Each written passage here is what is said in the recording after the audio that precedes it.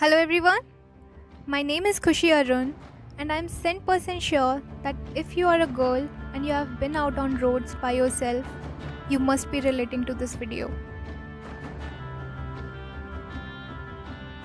85.1% girls do relate. This is the data I collected through an online survey I conducted on eve teasing.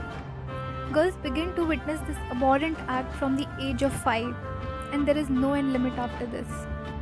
Around 78% girls witness this while going to school or coachings, and we talk about education for girls. How will you focus on studies when you know you have to walk back home through the same road they are standing on, waiting for their next target? These are few answers by girls on being asked how did they help their friend they witnessed being eve teased. At that time, we were not adults and didn't know what to do in such situations. Because I didn't want to get involved in this. Isn't this exactly what the problem is? Instead of helping someone out, we prefer to walk past straight, fearing what if the guy lands his eyes on me? Who will help me?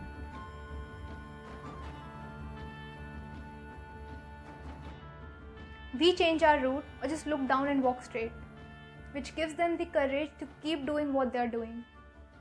They are able to do this to us only because we are allowing them to do it. I want to ask you something. Have you ever witnessed this happening with someone like your friend and volunteered to help? Forget helping. Have you ever stood up for yourself? Or did you just think it's wiser to look down and move ahead? No, it's not wise to look down and move ahead. Admit it, you were scared. Alongside online survey, I also conducted an offline survey. Question number 4 entailed the details about which hour of the day does a girl faces this the most and in which area. This question is imperative because these are the details which we want police of that particular area to keep a check on. All cities have these one or two areas which are most prone to eve teasing, and nobody dares to complain about that to police because they are scared of becoming their prime target. And we can't also blame them. There have been cases where a girl has finally gathered courage to stand up to a guy, and in return, she has been acid attacked or worse, raped.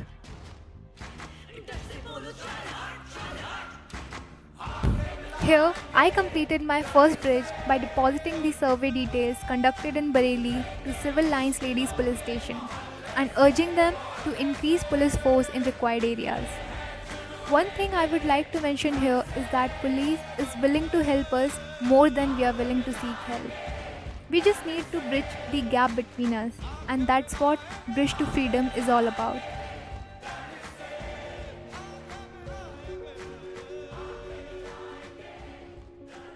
Spreading awareness by conducting awareness sessions on eve teasing is also a part of Bridge to Freedom.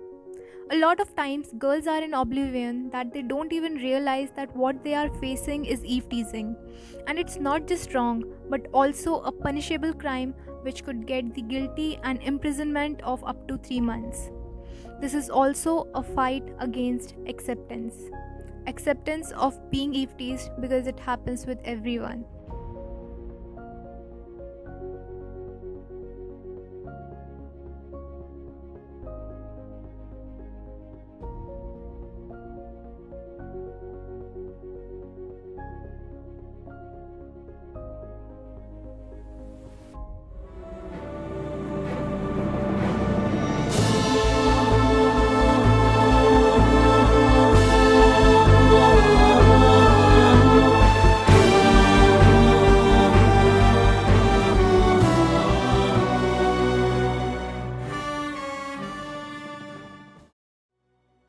Bridge to Freedom aims at creating separate live monthly surveys for each city in India so that police could keep an updated information about which area in the city needs them and at which hour, so that girls could get out of their house when they want to and not just when it's safe.